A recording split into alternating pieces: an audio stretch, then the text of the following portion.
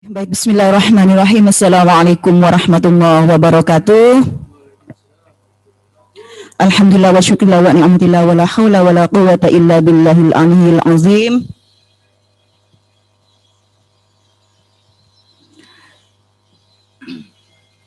Kepada yang terhormat Bapak Kepala Sekolah SMKN 1 Surabaya, yang terhormat seluruh Bapak Ibu Guru SMKN Surabaya dan juga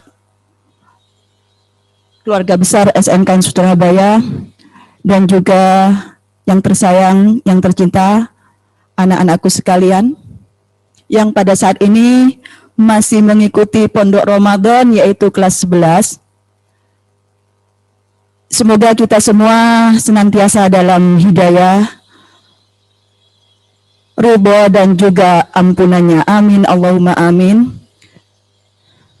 Tak lupa kita sampaikan sholawat dan salam kepada baginda kita Rasulullah Shallallahu Alaihi Wasallam dengan harapan dan doa kita semoga kita sebagai umatnya memperoleh syafaat beliau di akhir zaman nanti. Amin, Allahumma amin.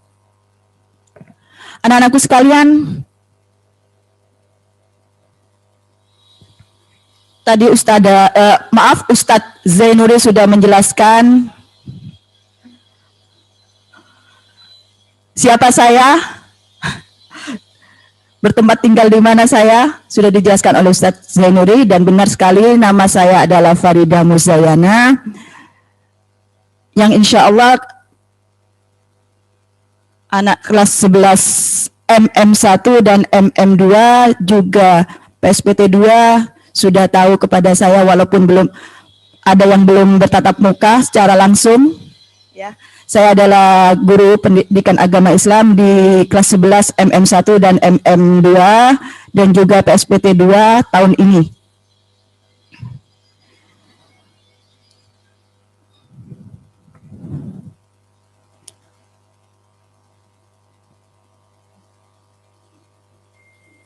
Ya. Anak-anakku sekalian yang saya cintai, masih semangat ya nak ya? Yuk biar semangat, yel-yelnya SMK kita baca bersama. Gimana? SMKN 1 Surabaya. Bisa? SMKN 1 Surabaya. Yes. SMKN 1 Surabaya. Pondok Ramadan.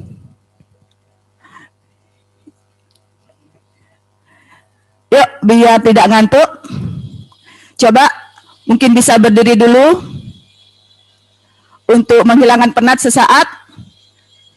Karena tadi sudah Ustadz Zainuri panjang lebar menjelaskan tentang doa dan zikir. Oke. Tidak menghilangkan semangat walaupun kita saat ini sedang melaksanakan ibadah wajib puasa Ramadan, dan insya Allah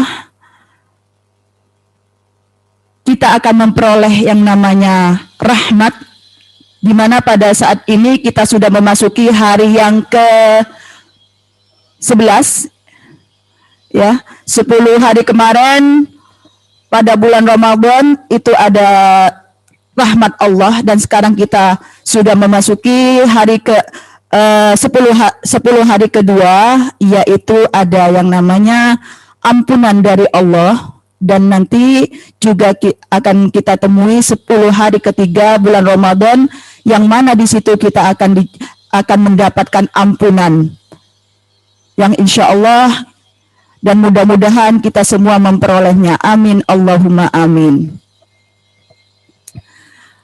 Oke, baik anak-anakku sekalian, untuk saat ini saya akan menyampaikan suatu materi yang sudah disesuaikan mungkin dengan saya sebagai seorang wanita, ya, yaitu di situ tercatat atau tertulis di jadwalnya Risalatul Mahid, ya, Risalatul Mahid yang artinya adalah catatan-catatan tentang darah. Nah, saya akan menjelaskan tentang darah. Loh, kok ini yang mengikuti cewek dan cowok, Bu. Gimana ini, Bu? Sedangkan yang laki-laki nggak pernah mengalami, ya tidak apa-apa. Yang namanya ilmu semuanya harus dipelajari oleh orang laki-laki juga orang perempuan. Tapi terkhusus untuk Risalatul Mahid ini adalah hukumnya wajib dipelajari oleh seorang perempuan, yaitu kalian siswi, karena ini ada hubungannya dengan ibadah-ibadah yang lainnya. Ya, saya ulangi, seorang perempuan wajib mempelajari tentang darah. Maksudnya darah yang keluar dari rahim seorang perempuan, ya. Itu ada beberapa macam, anak-anakku, ya. Itu wajib dipelajari oleh seorang perempuan. Karena apa? Karena berhubungan dengan ibadah-ibadah yang lainnya, baik itu yang wajib maupun yang sunnah. Ya. Lalu bagaimana yang laki-laki seandainya mempelajari juga? Ya lebih baik lagi. Karena apa? Karena seorang laki-laki nantinya akan menjadi seorang ayah, akan menjadi seorang bapak, dan juga mungkin akan menjadi seorang kakek. Atau mungkin paling tidak dia akan, seandainya dia punya saudara perempuan dan terjadi suatu permasalahan yang ditanyakan, dia juga sudah siap menanyakan. Nah ini, yang saya inginkan semuanya bisa atau siap gitu loh, nak, ya, dalam segala, terutama yang namanya orang Islam kan wajib, bahkan fardu ain hukumnya mempelajari ilmu agama. Nah ini,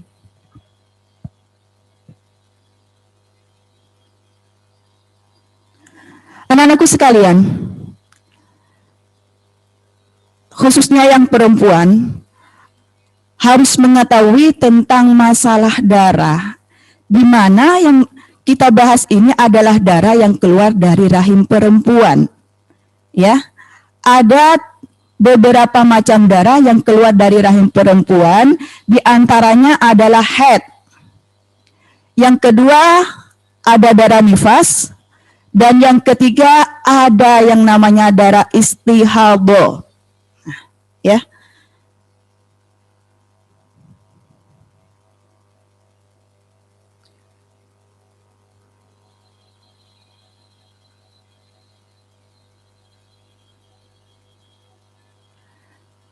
Yang pertama kita ulas tentang darah haid, ya. Dan saya yakin semuanya kalian yang perempuan, siswi SMKN 1 Surabaya, saya yakin semuanya sudah mengalami, ya.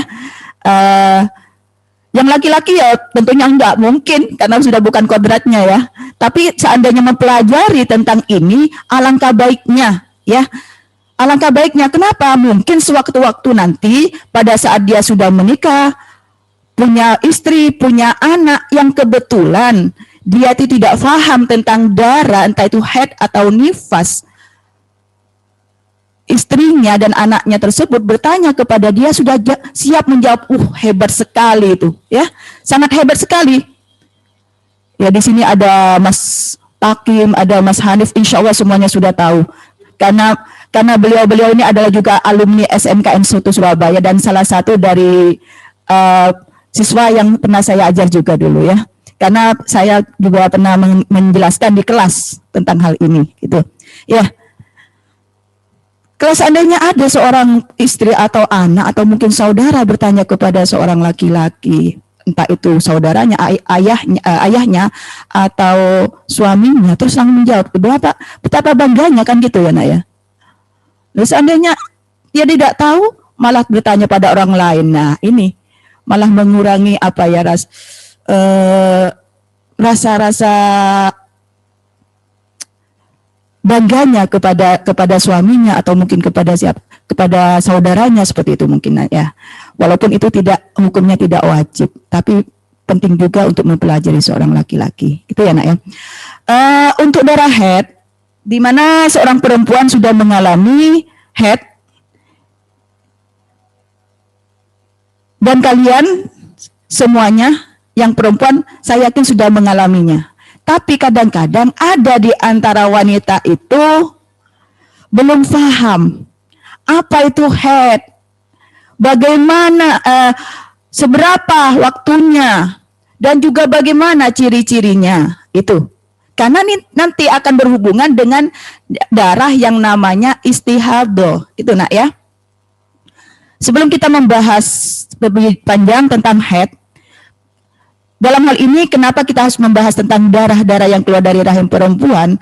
Karena di antara darah yang akan bahas kita nanti berhubungan dengan ibadah-ibadah yang lainnya. Contoh, ibadah yang wajib, sholat, puasa yang pada saat ini kita melaksanakannya, juga berhubungan dengan tawaf. Seandainya nanti kita ditakdirkan oleh Allah bisa melaksanakan ibadah haji atau umrah, mudah-mudahan kalian semuanya, saya dan juga semuanya guru-guru SMKN 1 Surabaya dapat melaksanakan, dan juga keluarga besar SMKN Surabaya dapat melaksanakan ibadah umrah atau haji. Amin, Allahumma amin. Termasuk bapak-bapak teknisi yang ada di saat ini, yaitu Pak Mustaqim dan juga Pak David. Ya benar ya itu ya. Itu ya, juga berhubungan dengan ibadah-ibadah yang lainnya anak-anakku ya. Nah ini harus tahu, jangan sampai yang namanya ibadah sholat, ibadah puasa kita, ibadah-ibadah yang lainnya tidak sah karena kita tidak tahu apa itu yang berhubungan dengan darah tersebut, gitu nak ya. Nah, baik, kita bahas dulu sekarang. Yang dinamakan darah haid, ya, adalah darah yang keluar dari rahim wanita yang sehat dan telah mencapai umur atau usia balik. Ya, standar perempuan akan mengalami haid itu pada saat dia sudah dinyatakan balik. Kapan itu? Ya. Standarnya mulai dari umur 9 tahun. Ya. Perempuan sudah bisa mengalami haid. Sampai kapan fenomena yang terjadi atau yang disebut dengan menopause, orang perempuan berhenti dari mengalami haid itu kurang lebih umur 60-an, kurang lebihnya seperti itu ya. Nah, ini masalah waktunya, maksudnya keluarnya darah itu pada saat wanita berusia berapa, seperti itu. Dan mengenai waktunya haid itu sendiri yang dialami oleh seorang perempuan yang sehat dan biasanya itu rutin dialami setiap bulan. Benar ya nak ya? Setiap bulan. Nah, di sini perlu kita ketahui dan kita harus teliti, jangan sampai nanti darah yang keluar itu kita tidak tahu apakah itu darah haid atau darah istihadah, seperti itu nak. Makanya kita perlu tahu seberapa waktu haid itu, berapa lama waktu haid yang keluar pada seorang perempuan itu dari rahim perempuan itu. Minimalnya haid itu keluarnya 24 jam atau 1 hari 1 malam. Ingat-ingat nak ya, Mbak, Mas, mungkin ingat-ingat. Seandainya nanti ada saudara istrinya yang tanya pada masnya sudah menikah nanti, Mas, berapa ya Mas waktu minimalnya haid itu Mas? Wah, langsung siap suami ini menjawab, 1 hari 1 malam deh atau 24 jam. Bangganya istrinya, subhanallah.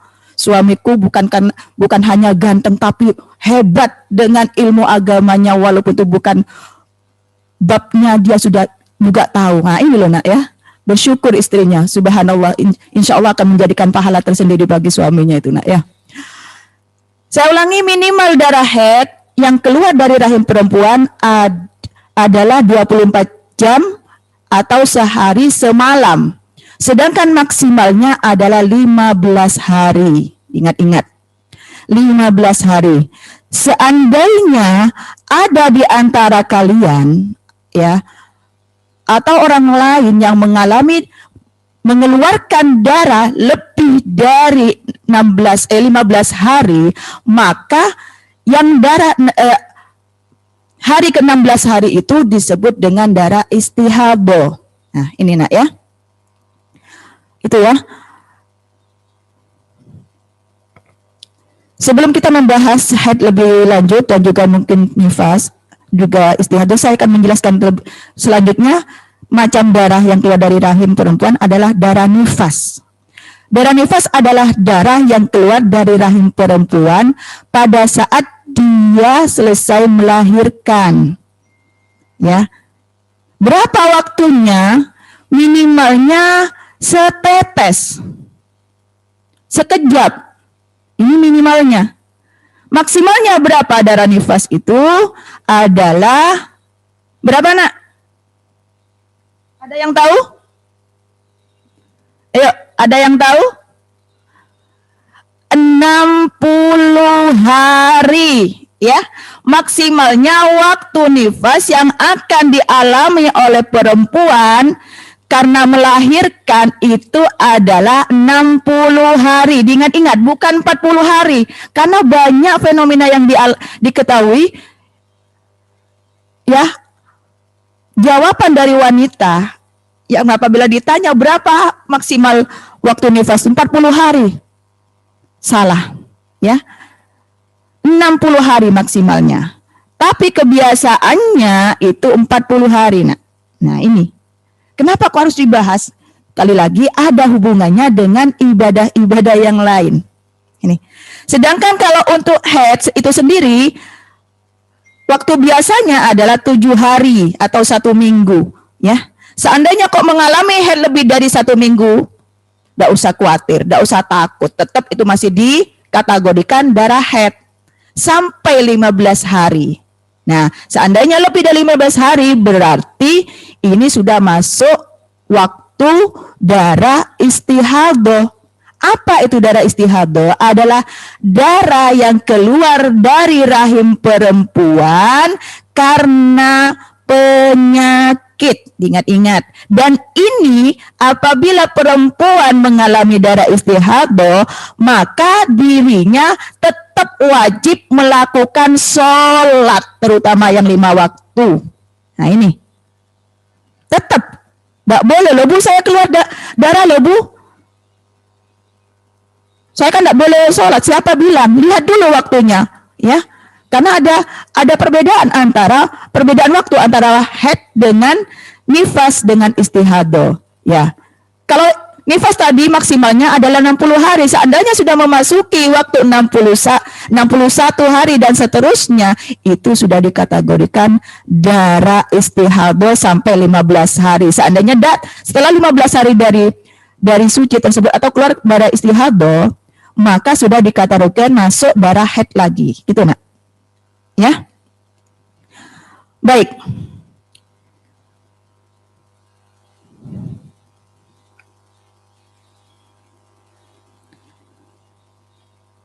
Pada bab haid ini perlu diketahui oleh kita semuanya, khususnya perempuan, ada beberapa hal terutama mengenai ciri-cirinya. Biasanya ciri-ciri darah haid itu dari segi warnanya itu lebih pekat, lebih tajam.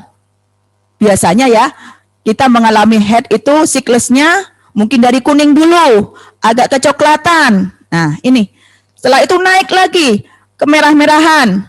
Naik lagi, merah menyala. Dan pas di tengah-tengahnya nanti ada darah itu berwarna merah kehitaman. Nah, itulah sejatinya warna haid itu sendiri. Ya. Dan biasanya itu berbau kalau haid.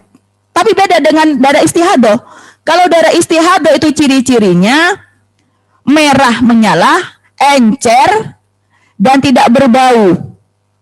Biasanya seperti itu. Loh, bagaimana Bu caranya untuk mengetahui? Ya silahkan dicek. Gak usah jijik dulu. Kenapa? Ini ada hubungannya dengan ibadah-ibadah kita, Nak. Untuk meyakinkan apakah ini darah haid atau darah istihadah. Nah ini, ya.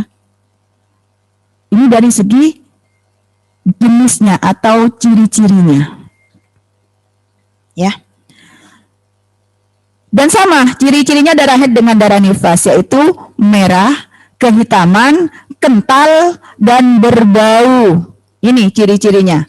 Ya, saya ulangi lagi, ciri darah haid dan juga darah nifas itu adalah dari segi warnanya merah, kehitaman, kental, dan berbau. Ini sudah hadir di hadapan saya Ustadzah Tuti Asmiasi, ya. Beliau juga salah satu guru agama di SMKN 1 Surabaya. Dan beliau sangat mahir dalam bab ini sebenarnya, ya. Selamat datang Bu Tuti. Ya. Sedangkan darah istihadah tadi saya sudah sebutkan, ciri-cirinya warnanya itu merah. Merah menyala. Ya, tapi tidak kental, encer biasanya. Dan tidak berbau. Nah, di sini wanita yang mengalami darah istihadah tetap wajib sholat.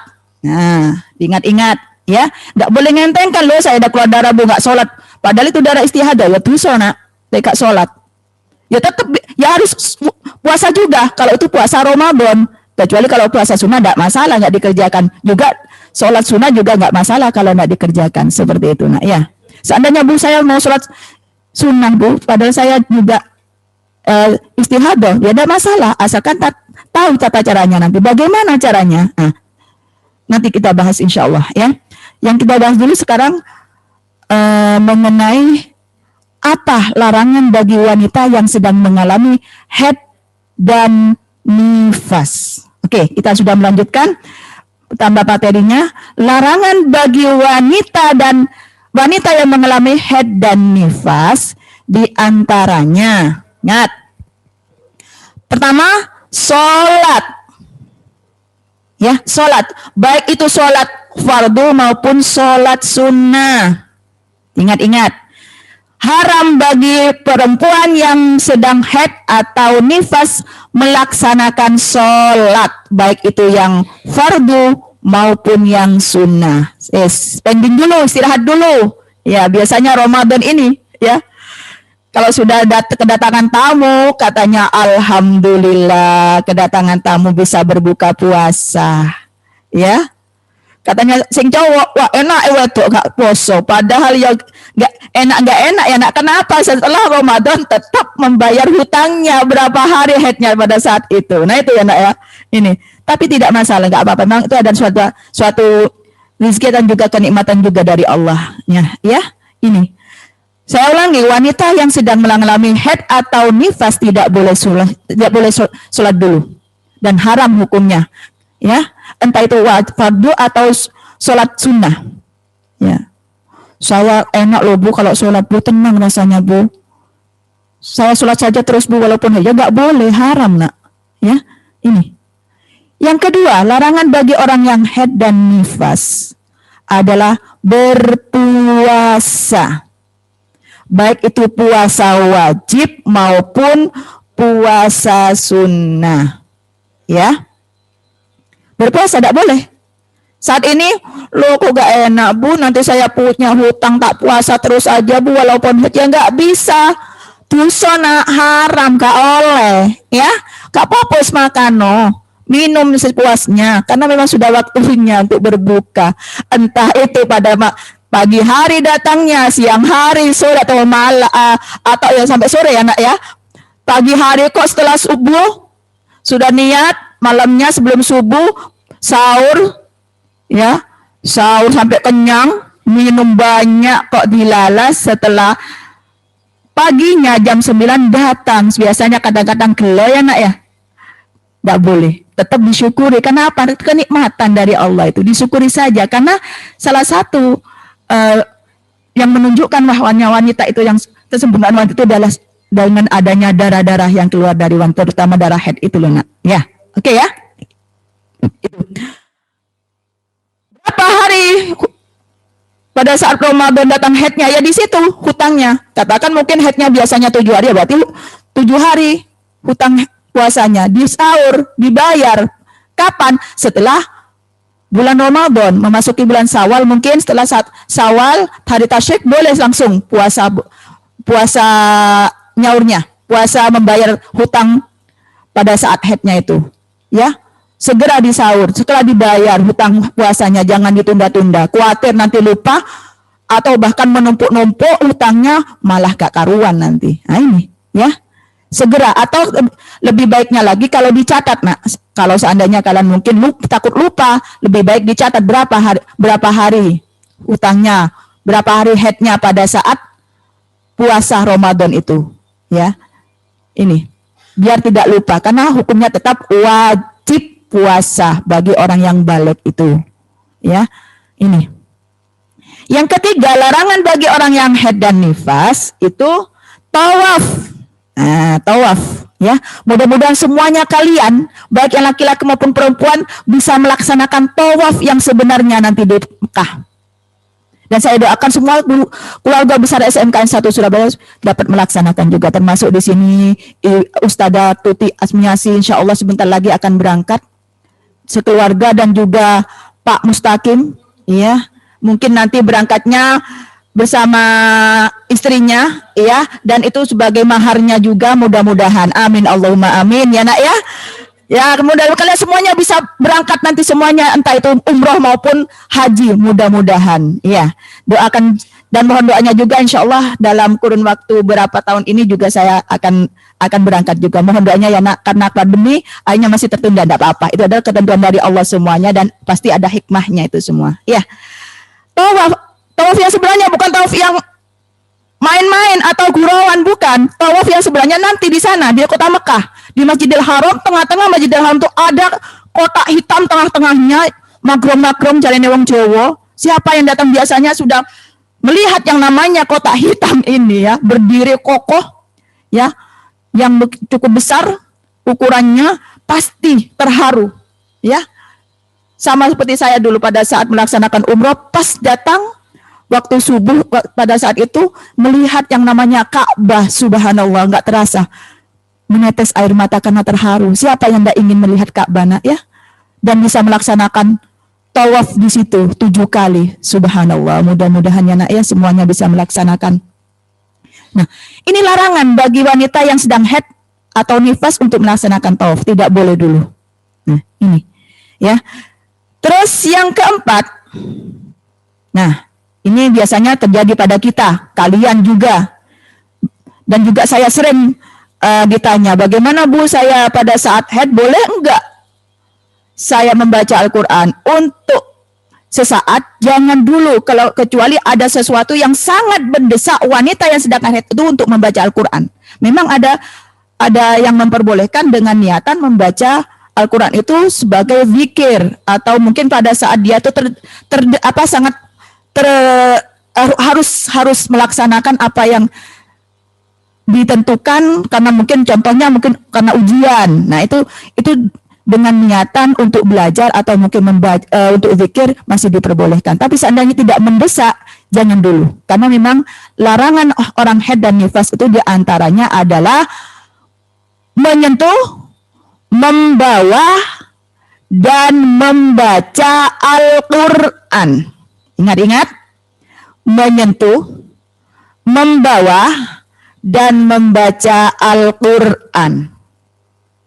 Itu ya, larangan bagi wanita yang haid dan nifas. Yang keempat,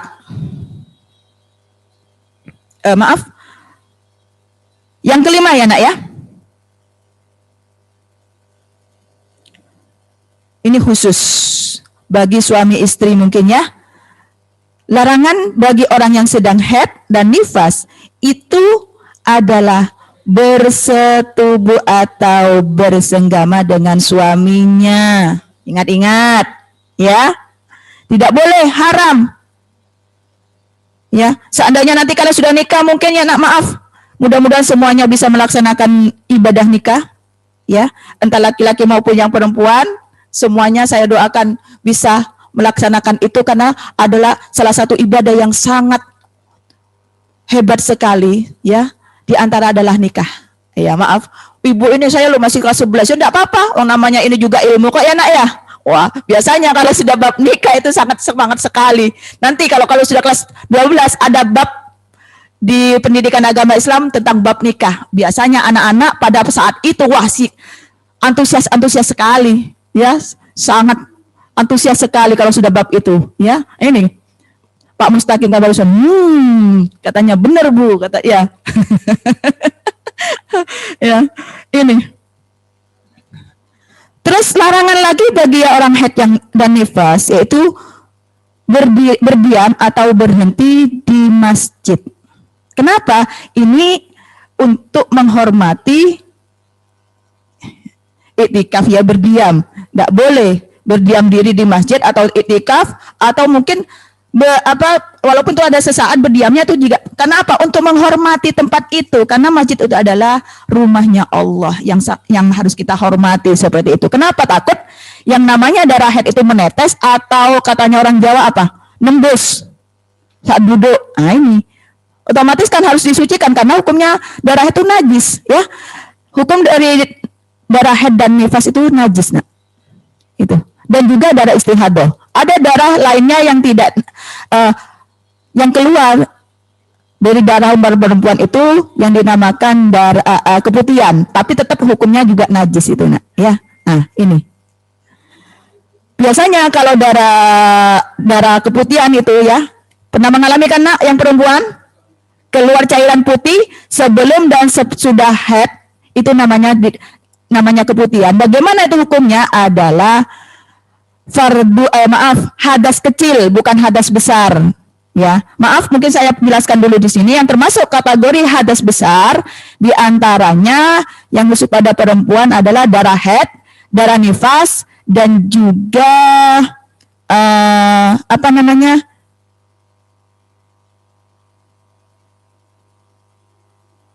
jinabat, yang hubungan antara suami istri. Ini dikategorikan hadas besar. Tapi kalau mengalami yang namanya istihadah dan juga keputihan, itu hukumnya adalah hadas kecil. Diingat-ingat ya, hadas kecil. Ada hadas besar, ada hadas kecil. Hadas besar yang dialami perempuan ada 3, haid, nifas, dan apa tadi?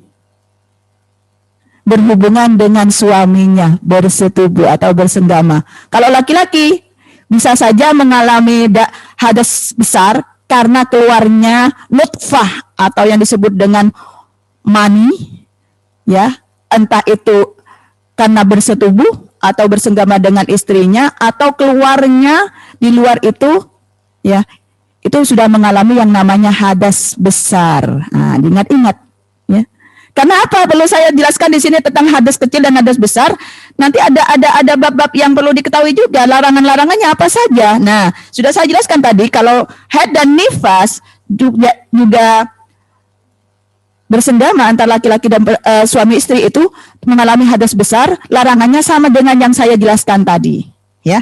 Tidak boleh sholat, puasa, tidak boleh puasa, menyentuh, membawa dan membaca Al-Qur'an, tawaf, berhenti di masjid, mungkin itu ya, dan lainnya yang sudah saya jelaskan tadi. Sedangkan perempuan yang mengalami hadas kecil, diantaranya keluarnya darah keputihan dan juga darah istihadah, itu beda larangannya.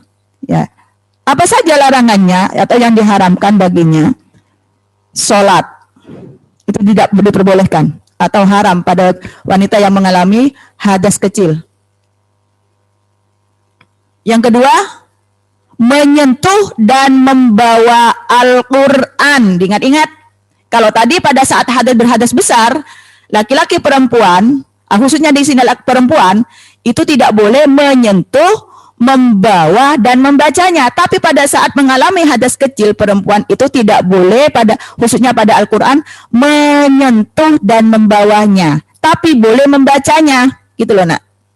Bedanya di situ. Ya. Apalagi larangan bagi wanita yang berhadas kecil, tawaf tetap tidak boleh. Tawafnya di Mekah loh ya, ingat loh ya. Apa sih tawaf itu, nak? Tawaf itu berkeliling 7 kali, ya. Nanti mungkin, saya tak tawaf dulu di sini, Bu. Karena saya belum pernah tawaf di Mekah. Tak tawaf di sini, ambil meja tengah-tengah berkeliling 7 kali. Ya tawaf, tapi yang dijelaskan di sini yang berhubungan dengan bab darah atau yang lainnya, ibadah yang lainnya, itu adalah tawaf yang sebenarnya di kota Mekah nanti. Itu yaitu di Masjidil Haram. Berkeliling di pinggirnya Ka'bah. Nah ini, ya, mudah-mudahan semuanya bisa melaksanakan di sana. Amin, Allahumma amin. Baik anak-anakku sekalian yang saya cintai, masih semangat ya? Gak ngantuk kan? Harus semangat ya, walaupun tidurnya orang puasa itu adalah ibadah, tapi mbok yo cok tidur tak ya nak ya. Ada kuyonan kucing aja turu terus, kok masa ibadah namanya kucing ya nak ya? Ibadah, kenapa ya dikatakan ibadah bagi orang yang berpuasa tidurnya itu? Ya dengan tujuan salah satunya bisa terhindar dari yang namanya maksiat mungkin ya, dan yang lainnya itu nak. Oke.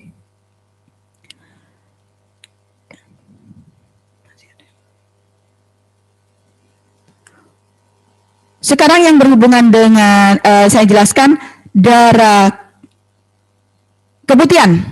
Ya, seringkali saya mengalami melihat ada beberapa di antara, ya maaf ya, yang saya lihat itu perempuan yang mungkin tidak memperhatikan hal itu, atau itu karena mungkin tidak paham atau tidak mengerti atau mungkin belum sempat mempelajarinya. Yang namanya keputihan itu tetap hukumnya najis nak, ya, najis, dan tidak boleh dibawa pada saat sholat, tidak boleh. Kenapa?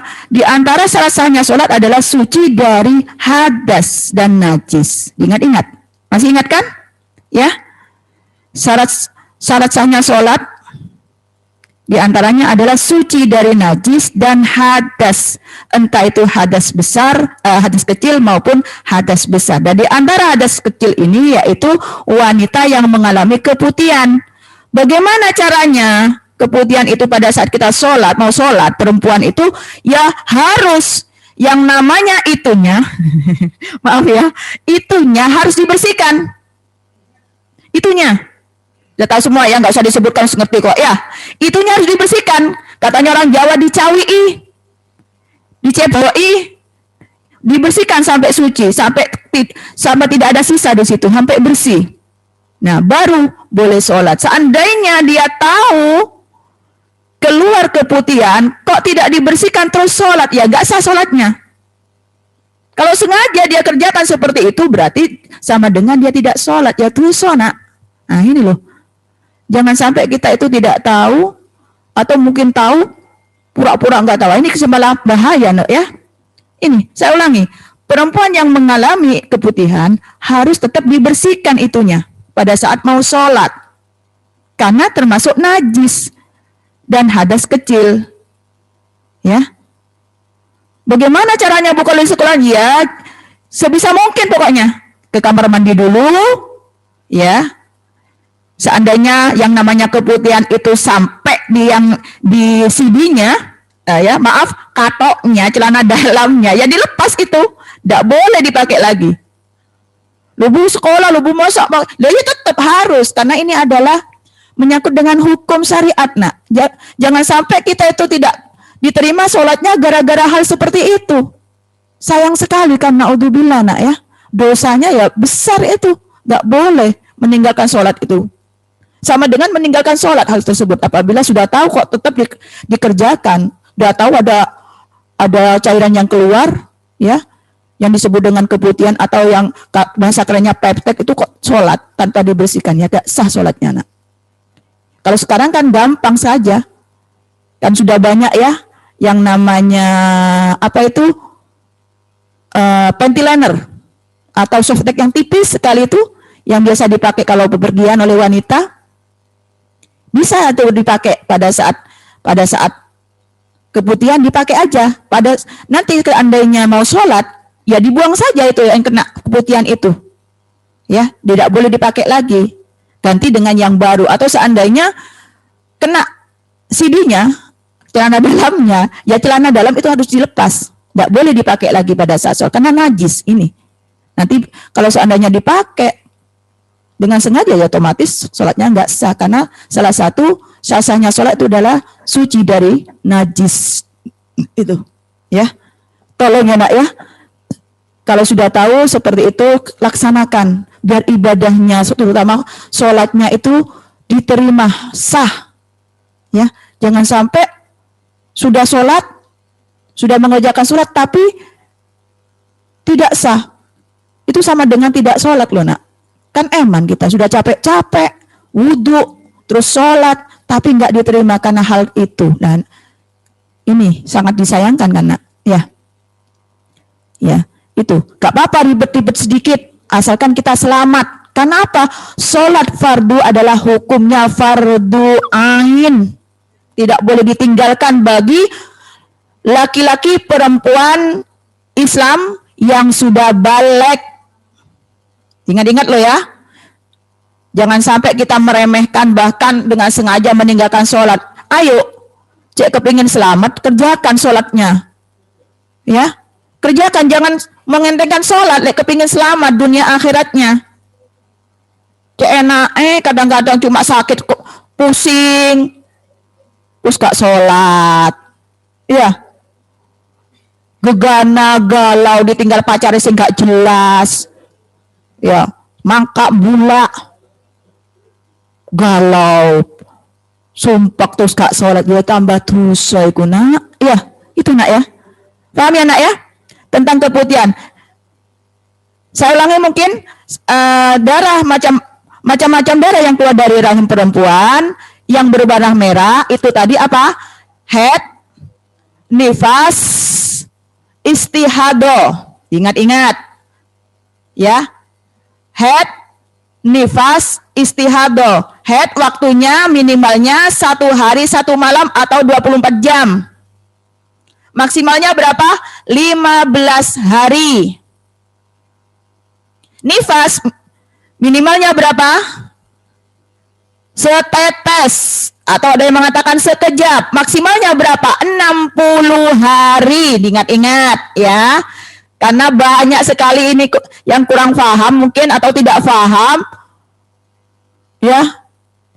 Waktu nifas 40 hari katanya. Enggak, seandainya 40 hari masih keluar darah nifas, keluar darah, itu masih masuk pada waktu nifas. Dan tidak boleh bersuci, mandi besar, enggak boleh. Ya. Seandainya masih keluar sampai 60 hari, ya, waktu maksimalnya masih keluar. Nah, tetap mandi besar, mandi haid atau mandi nifas. Dan selebihnya itu kategorinya adalah darah istihadah. Sama dengan haid. Kalau haid nanti kalian mengalami biasanya 7 hari anak ya. Kok saya keluarnya cuma 3 hari bu? Bagaimana bu? Ya gak usah khawatir, gak usah wedi. Ya, karena minimalnya tadi 24 jam ya, atau sehari semalam. Seandainya 1 hari semalam itu sudah tidak keluar lagi darah merah, yang keluar cuma darah bening, cairan bening sekali, bersih. Nah, itu kalian sudah kita wajib mandi besar haid. Sudah tahu semua kan niatnya? Nawaitul ghusla li raf'il hadasil akbari minal haidi fardhon lillahi ta'ala. Nah, ini kita memasuki pada cara mandi haid dan juga nanti mandi nifas. Ada niatnya. Karena syarat sahnya mandi itu termasuk adalah niat. Gak boleh, gak sah. Apabila kita melaksanakan mandi atau mungkin ibadah-ibadah yang lain tanpa melaksanakan niat atau membaca niat di hatinya, di hati loh ya niat itu, nah ya hukum yang wajib itu. Maka tidak sah ibadah itu. Dan khusus pada saat mandi besar itu juga. Haid, nifas, dan apa Pak Zainuri satunya Pak Zainuri? Ini sudah ada Ustadz Zainuri, Sudarawo, dan juga Ustadz Hermanto. Beliau ini juga pakarnya, walaupun cowok, tapi beliau ini ada pakar juga tentang bab Risalatul Mahid ini, ya. Ini. Walaupun tidak ngalami. Ini.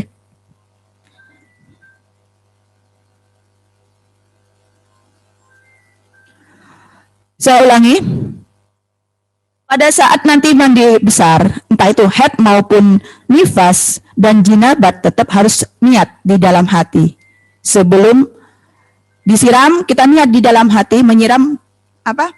Menyiram air, ya, karena syarat sahnya atau rukunnya adalah membaca niat, meratakan air di seluruh tubuh pada saat mandi besar ya nak ya, dan juga menggosok-gosok itu ada perbedaan pendapat di sini. Ada yang mengatakan hanya 2, ada yang 3 gitu loh. Yang 2 niat dan meratakan air, bukan bukan menyiram air, tapi meratakan air di situ nak. Itu ya. Bagaimana niatnya? Head nawaitul ghusla li raf'il hadasil akbari minal haidi fardhan lillahi ta'ala. Insyaallah semuanya sudah bisa. Ya. Amin, Allahumma amin. Kalau nifas bagaimana niatnya? Pak Zainuri, tolong Pak Zainuri dibacakan mungkin. Yang keras Pak Zainuri. Atau Bu Tuti. Niatnya nifas. Bu Tuti kayaknya malu-malu, padahal sudah ngalami 3 kali bahkan sudah. Putranya 3 Bu Tuti itu nak ya. Cowok 2, cewek 1. Pak Zainuri alhamdulillah masih 1. Insya Allah nambah. Ya ini Pak Hermanto sudah angkat tangan katanya mau membaca niatnya junub atau jinabah. Silakan Pak Hermanto. Silakan Pak Hermanto, yang keras Pak Hermanto. Coba. Gak apa-apa. Liraf'il.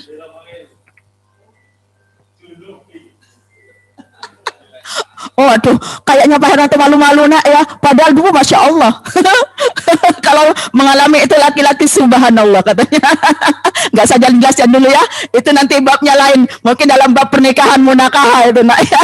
Nanti kalau bahas itu agak selesai-selesai. Biasanya waduh, semangat sekali, antusias sekali kalau bab munakahah itu. Kalau nifas niatnya nawaitul ghusla li raf'il hadasil akbari minan nifasi. Fardhan lillahi ta'ala. Ini khusus perempuan karena mengeluarkan darah ya. Terus jinabat itu dialami oleh laki-laki dan perempuan atau junub. Bagaimana niatnya? Nawaitul ghusla. Ya Mas Mustaqim sudah hafal. Mas Mustaqim persiapan ya Mas Mustaqim ya. Dihafalkan ya. Bu Tuti kok keluar? Jangan kok Bu Tuti. Oh mau ngurus zakat katanya Bu Tuti. Tak kirain malu-malu. Ya kalau mimpi tetap, karena katanya Pak Mustaqim, Bu bagaimana kalau mimpi tetap? Iya tetap, karena sudah mengalami hadas besar. Ya, tadi sudah saya jelaskan, di antaranya hadas besar itu, kalau perempuan, haid, nifas, dan jinabat. Sedangkan laki-laki adalah mengeluarkan uang Inggris, mani atau nutfah, dan bersenggama dengan istrinya. Naudzubillah, jangan sampai Pak Hermanto. Aduh, Masya Allah, jangan. Enggak apa-apa, tetangganya jadi istrinya gitu maksudnya Pak Hermanto ya, Pak Hermanto ya. Bagaimana niatnya jinabat atau junub itu nak? Waduh, bahaya ini ya. Bismillahirrahmanirrahim. Nawaitul ghusla li raf'il hadasil akbari minal jinabati. Nah ini fardhon lillahi ta'ala. Di mana tempatnya niat itu? Di hati. Ingat, nggak boleh istilahnya diucapkan hanya di bibir, itu tidak sah niat itu nak. Dan otomatis ibadah itu entah itu mandi atau yang lainnya, ibadah yang lainnya tidak sah. Tapi di hati. Pada saat siraman pertama mungkin diikutkan di situ ya. Air disiramkan ke seluruh tubuhnya ya. Di hati ikuti niat, saya niat. Seandainya nggak bisa pakai bahasa itu loh, Pak Zainuri mempraktekkan mandi besar itu Masya Allah. Sambil joget-joget metah nih Pak Zainuri. Bagaimana saat disiram hati lah juga mengikuti niat, baca niat Bismillahirrahmanirrahim. Nawaitul ghusla li raf'il hadasil akbari minal, apa di situ? Haid atau nifas atau jinabat disebutkan fardhon lillahi ta'ala di situ. Seandainya nggak bisa Bu saya dengan bahasa Arabnya, gimana nggak hafal? Boleh dengan bahasa kita. Bahasa Jawa silahkan monggo kerso. Ya, dengan bahasa Inggris asalkan bisa dan benar monggo. Atau dengan bahasa Indonesia boleh. Dengan bahasa Inggris Timur boleh. Kalau niat mandi raja karena haid fardhon lillahi ta'ala, kayak seperti itu ya. Itu silahkan, tidak apa-apa asalkan niat, dan tepatnya sekali lagi saya ingatkan di hati bukan di bibir. Kalau di bibir itu hukumnya sunnah, tapi di hati hukumnya wajib. Nah sekarang kita ketahui tingkatan hukum antara sunnah dan wajib. Itu wajib yang pertama, yang di atasnya sunnah, tidak boleh ya gitu. Kalau seandainya hanya diucapkan di bibir saja niat, itu tidak sah yang namanya mandi atau ibadah-ibadah yang lainnya. Entah itu sholat, pada saat sholat kita harus niat juga. Sholat zuhur setelah ini, usolli fardhu dhuhri arba'a rakaatin mustaqbilal qiblati adaan au makmuman au imaman, seandainya dia jadi imam. Di mana niat itu? Di hati. Loh Bu, saya selama ini kok hanya di bibir, ya ada apa-apa, namanya belum tahu, namanya insya Allah dimaafkan. Tapi kalau sudah tahu, silahkan dipraktekkan nanti niat itu di hati. Pada saat takbir pertama, Allahu Akbar dalam sholat ini, dalam waktu sholatnya nak, Allahu Akbar, hati mengikuti niat. Saya niat sholat fardu, duhur atau apa di situ, 4 rakaat, fardu lillahi ta'ala, seperti itu. Ya, oke.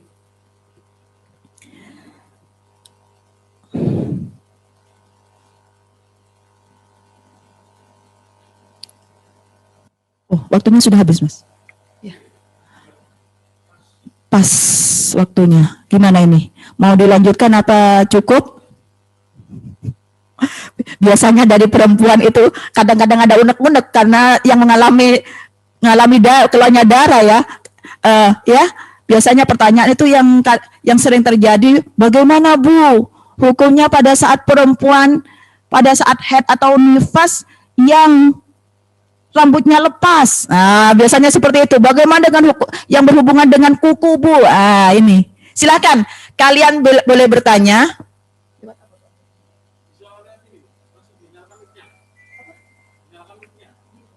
Oh iya. Kalau seandainya ada pertanyaan karena waktunya sudah habis, ya bahkan sudah lebih, ya silakan kalian bisa bertanya dengan menyalakan mic-nya dan dengan angkat tangan, ya, memberi tanda tangan, bukan tanda tangannya orang Madura ya nak ya. Awe-awe katanya, karena ada cerita yang lucu dari orang Madura tuh ya nak ya. Awe-awe itu katanya tanda tangan nak. Ya, silakan. Mungkin ada pertanyaan pada bab ini tentang kewanitaan ini khususnya bab darah, boleh kalian ajukan dengan menyalakan mic-nya dan dengan mengangkat tangan.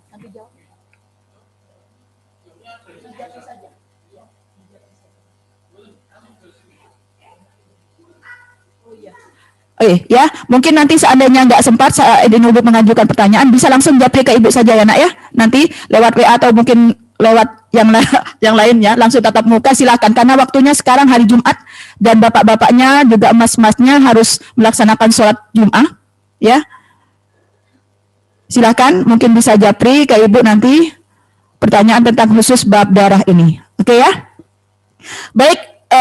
Sedikit yang saya sampaikan saat ini, mudah-mudahan bermanfaat untuk kita semuanya, khususnya perempuan, dan semoga bisa mempraktekkan dengan benar sehingga ibadahnya diterima oleh Allah Subhanahu wa Ta'ala, dan selalu semangat walaupun saat ini kita masih melaksanakan ibadah puasa, nggak boleh loyo dalam mencari ilmu, dalam menuntut ilmu, tetap semangat ya, semangat. SMKI 1 Surabaya, semangat. SMK Nisa, semangat. SMK Nisa, yes. SMK Nisa Ramadan, Pondok Ramadan ya nak ya. Oke, baik. Mudah-mudahan kita semuanya sehat walafiat, selalu dalam hidayah dan ridhonya. Apa yang kita dikerjakan dari itu niatnya karena Allah Ta'ala dikategorikan sebagai ibadah yang diridhoinya, selamat dunia akhirat, dan memperoleh ampunan di bulan Ramadan ini, sehingga Allah berkenan memasukkan kita semuanya ke jannahnya. Amin Allahumma amin. Ihdinas siratal mustaqim. Wassalamualaikum warahmatullahi wabarakatuh.